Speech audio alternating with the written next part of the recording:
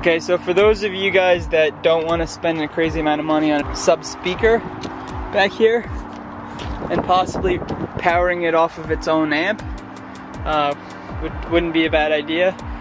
But if you're gonna still use the factory amp and you want to just put in a new head unit, that's pretty much what I have right now. When I take this off, I'll show you what I did to wire it in.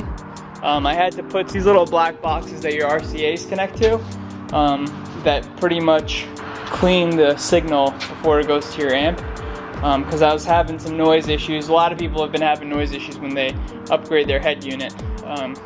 They have whining and things like that from the alternator. Okay, took that off. That's real easy. You just put a pry bar here and pop it out, and it comes right out. Real simple. So this is the RCA ground loop isolators that I installed. Basically, all you do is you connect your, see how ridiculous this is? Look at this. This is just to get rid of that whining noise.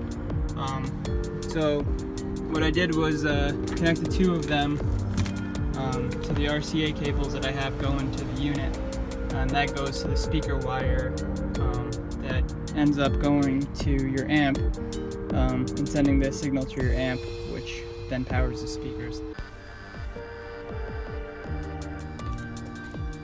Okay, so this is kind of a crude picture, but on the right you have the 4 RCA connections on the back of your head unit. That's usually typical. You're gonna need an RCA to speaker wire, 4 RCA to speaker wire connections. So front left connects to the pink and violet wire.